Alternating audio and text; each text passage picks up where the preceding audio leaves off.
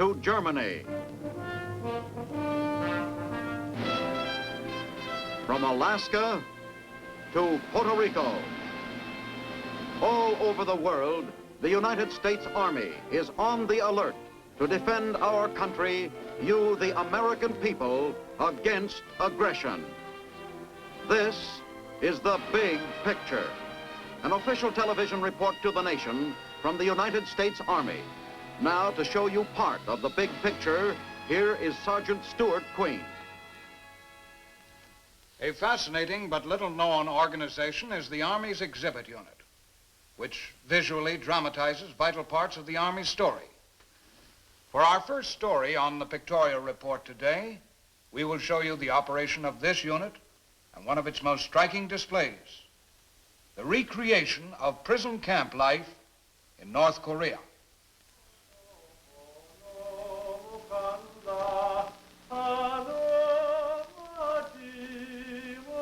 This was Pyeongtaung, POW Camp number 5.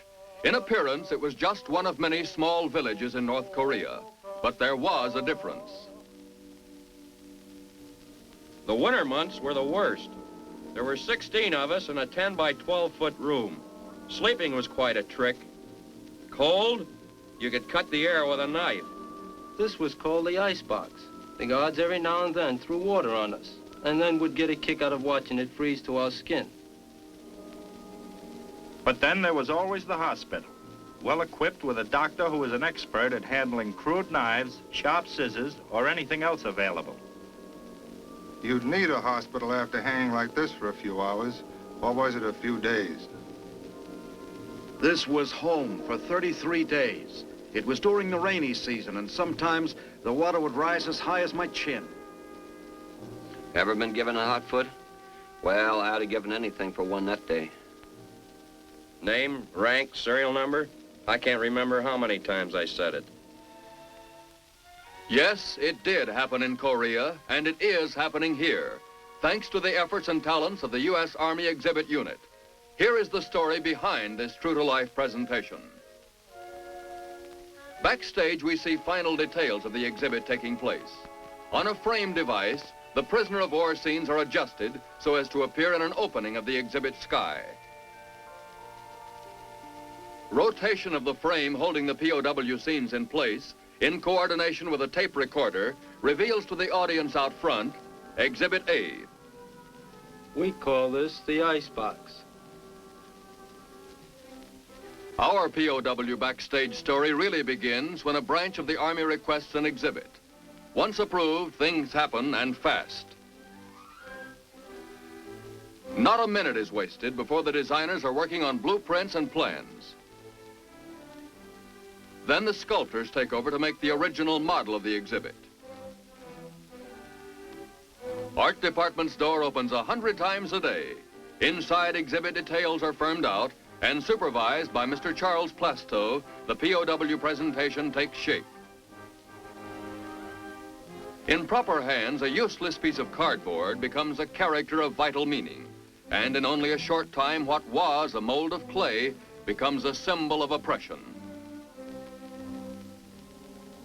So gradually, POW Camp number 5 unfolds itself and bears its ugly face for inspection. An exact reproduction, only the materials are different.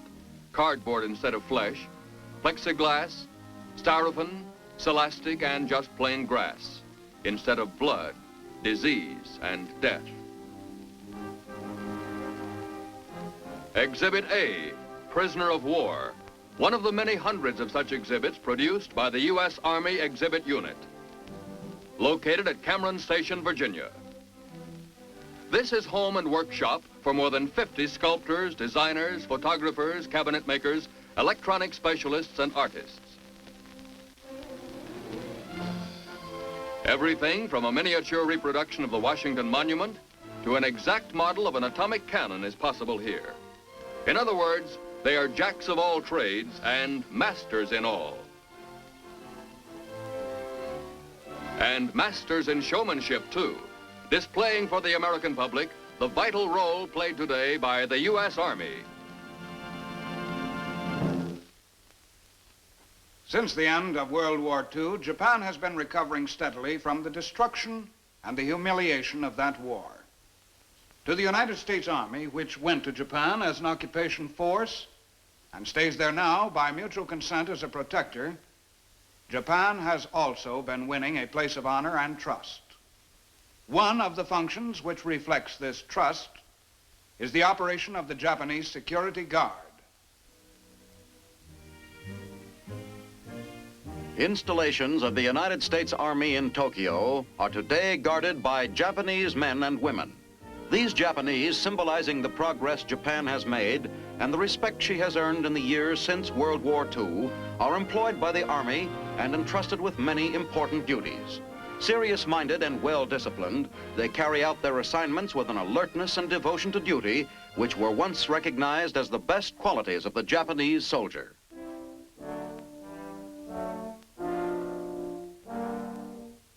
The Guards are efficiently organized into a Security Guard Division, an official branch of the Army Provost Marshal's office in Tokyo.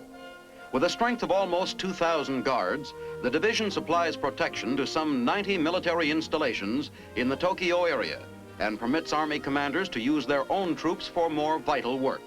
The Army furnishes the uniforms, but pride in uniform, that elusive but all-important quality which indicates spirit and high morale in any unit, is supplied by the Guards themselves.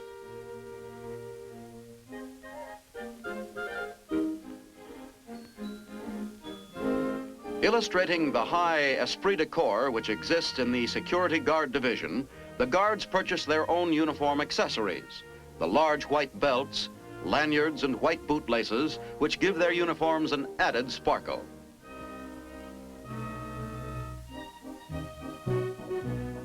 Although it is not a military unit, the Security Guard Division is organized along military lines. An extensive training course is given to all guards, both men and women, before they are placed on duty. Women guards are used primarily to protect the living quarters of WACs and women civilians working for the government.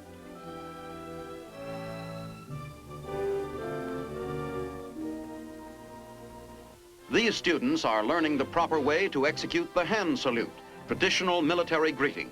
Their instructors are Japanese. Only 2 Army officers and 2 enlisted men supervise the entire Security Guard Division. The Guards' training is as varied as their duties. Since they are taking the place of American soldiers, they must be just as capable of meeting emergencies of all kinds. They must be ready not only to protect property, but to save lives if necessary.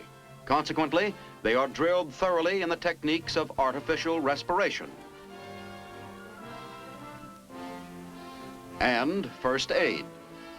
Practicing on each other, they learn how to bandage, apply tourniquets, make splints, and many other principles of emergency care. The Guard's first duty, the protection of property, carries with it an implicit ability to protect himself on the job. The nightstick, or riot club, is his chief weapon. In learning how to use it, his training program begins to get rough.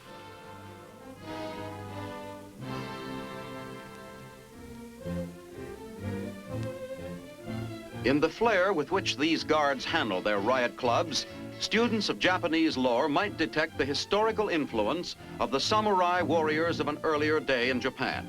However, we can see here even a stronger influence of the present-day training techniques of the Army's Corps of Military Police.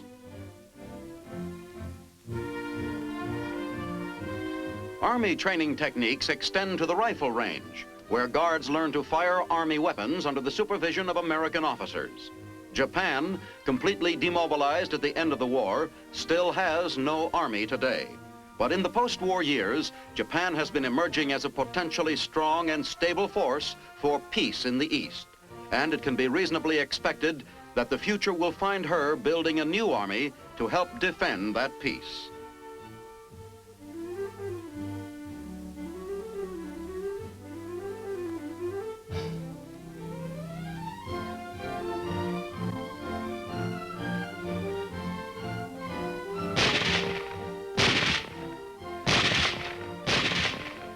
The training which is being given today to these members of the Security Guard will prove to be very useful.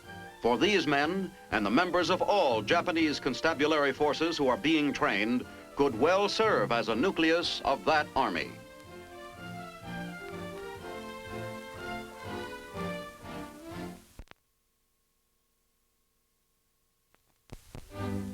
The Japanese guards take their training seriously. They spend hours on the drill field, mastering the look of what our soldiers call a sharp unit.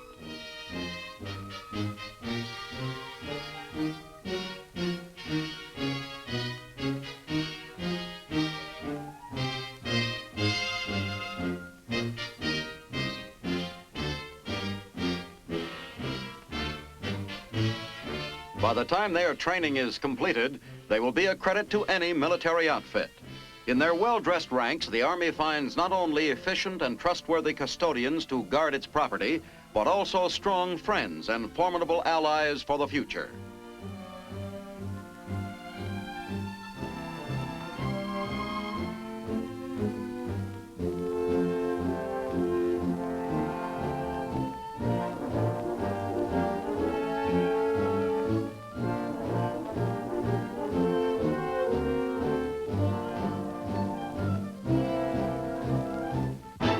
Periodically, for special occasions, members of the Security Guard Division hold formal reviews on their own time. It gives them an opportunity to show off their organization in parade ground pageantry.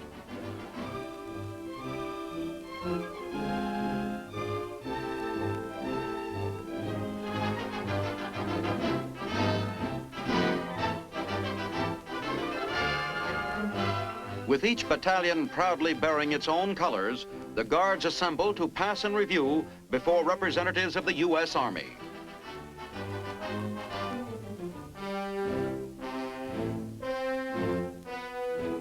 Today, a new Japan, regaining her pride and her strength, is ready to take her new place of honor among the free nations of the world. In these formations of the Japanese security police, who serve the United States Army today, there can be seen the emerging shape of a security guard for a peaceful Orient.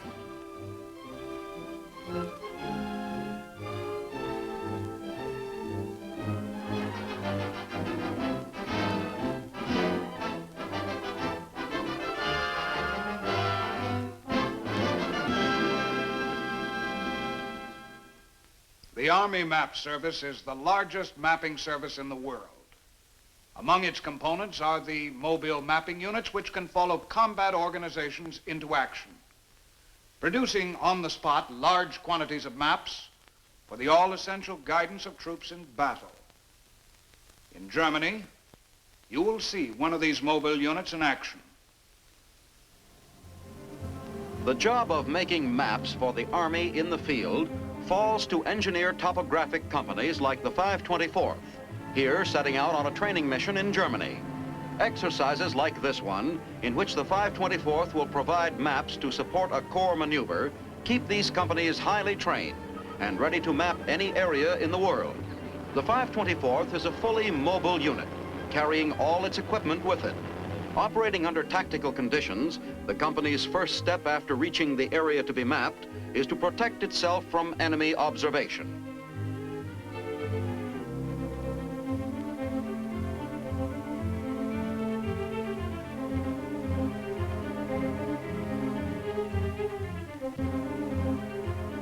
After the equipment is set up, survey teams gather the material for the map, which will be the combat unit's most reliable source of information about the area, often its only source. Working swiftly, these specialists ascertain everything there is to know about the land and its features, both natural and man-made. They determine the condition and the dimensions of the roads that cut through the area, the rise and fall of the ground, the ridges, the wooded areas, and the open spaces that mark it. Team members test the depth of streams and other bodies of water in the area, and the capacity of the bridges over them, information which would be vital to a commander. Under the probing of these soldier engineers and the instruments they use, the topography of the entire area is reduced to basic engineering formulae.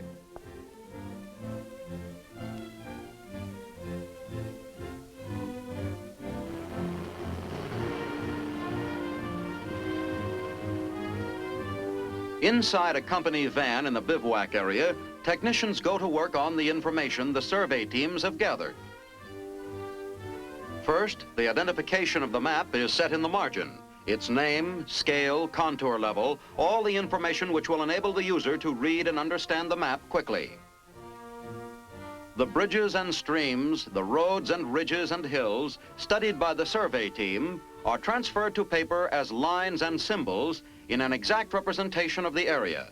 A separate drawing is made for each color used.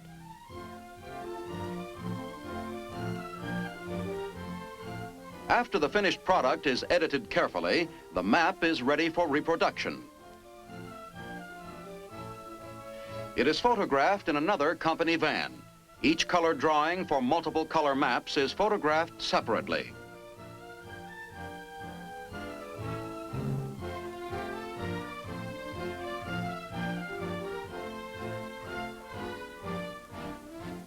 A final inspection is given to the negatives. If a minor error is discovered here, it can still be corrected by retouching the negative. In another van, technicians prepare the offset lithographic plates for printing the map. If offset plates are regrained, they can be used many times, thus saving large amounts of money. The plates are sensitized with a material which is distributed evenly by a centrifugal force dryer. The color drawing negatives are printed onto the sensitized plates with arc lights. The plates are developed and are sent on to the printing press van.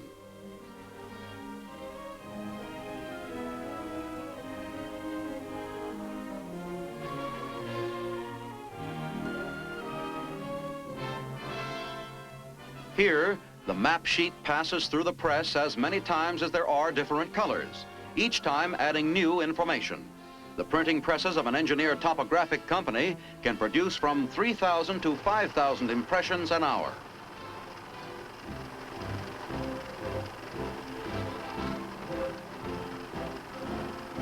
When the maps are finished, they go to yet another van for trimming and baling.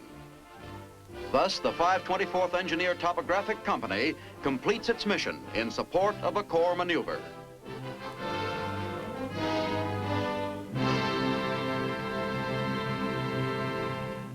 For our last report today, let us look at the American Forces Network, which supplies American-style radio services to our armed forces in Europe.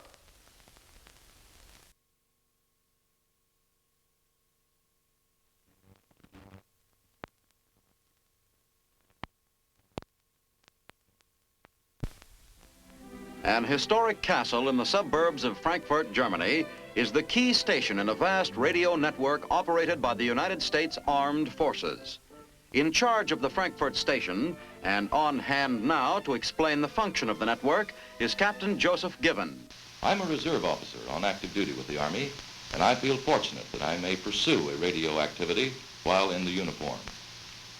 AFN Frankfurt is the key network station of the American Forces Network, and as such has a dual role.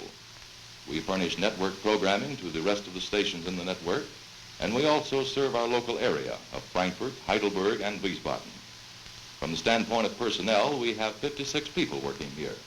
41 of those are enlisted men of the American military service, 3 are American civilians, and 12 German nationals. In programming, 80% of our programming is network caliber feed. The other 20% is of a local nature.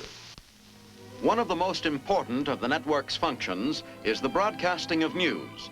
The Frankfurt station operates a newsroom like that in any large commercial center. News from all over the world comes into the news bureau and is disseminated factually and objectively by announcers in uniform. Celebration of the 36th anniversary of the Russian Revolution. Paris. The French Parliament. American troops rely heavily on these news broadcasts to keep informed on what is happening not only in Germany, but everywhere else on the globe. And in addition to American troops and civilians, many citizens of Europe have come to regard the American radio report as one of the most authoritative sources of information available. And that's it from the Associated Press, the United Press, and the International News Service. The next newscast over this network is scheduled for 15 hours this afternoon. A regular feature of the Frankfurt station is the broadcasting of religious services of all faiths. Ursula Chaplain's branch presents Jewish Sabbath evening services. Our speaker tonight will be Chaplain Joseph B. Messing, Frankfurt Municipal Detachment. Shema Yisrael, Adonai Eloheinu, Adonai Echad. Hear, O Israel, the Lord our God, the Lord is one. Praise be his name, whose glorious kingdom is forever and ever. And thou shalt love the Lord thy God with all thy heart, with all thy soul, and with all thy might. And these words which I command thee this day shall be upon thy heart. And thou shalt teach them diligently unto thy children, and shalt speak of them when thou sittest in thy house, when thou walkest by the way, when thou liest down, and when thou risest up. And thou shalt bind them for a sign upon thy hand, and they shall be for frontlets between thine eyes. And thou shalt write them upon the doorposts of thy house and upon thy gates, that ye may remember unto all my commandments, and be holy unto your God.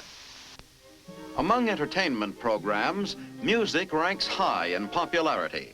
Listeners represent a variety of tastes, so the station gives them a wide selection. Here is a study in sound.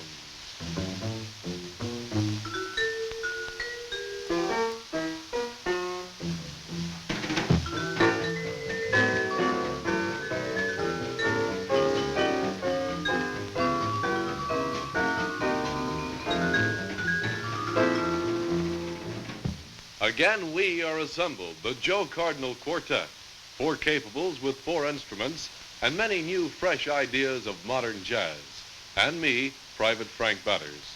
So let's study the sounds, and observe on this opening song the intricate, delicate, round sounds of which we speak.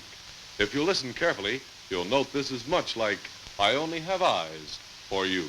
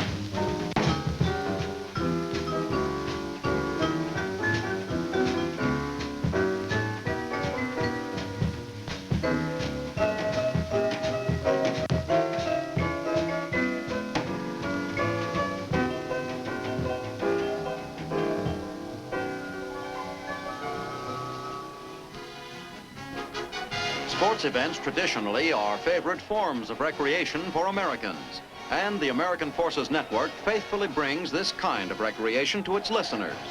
Here, broadcasters are at Landstuhl, Germany, to report on a football game between Air Force teams from Landstuhl and Wiesbaden air bases. When a Navy salvage crew tries to retrieve an Army vehicle which has plunged into the Rhine River, the station sends a reporter to find out what is happening. Now here we have the young sailor who's going to go down and get this car back for the U.S. Army this afternoon. What is your name, please? George Holstein, George Holstein. And where are you from? Kingston, New York. That's upstate New York, isn't it? Yeah. Is this the... I know it isn't your first trip. How many dives have you made, such as this? Oh, such as this, well, I haven't made too many before I come over to Germany, but since we've been over here, we've been diving quite a bit. Because the Army, there's a lot of Army over here, a lot of lakes. Guys all the time going out in the lakes and getting drowned. And these bridging operations, things are always falling off them. And you're the boys called upon. Yeah. So a small little Navy unit here is really well known in Germany then, aren't you? A little bit, I guess. This kind of on-the-spot reporting of interesting events is a regular feature of the American Forces Network.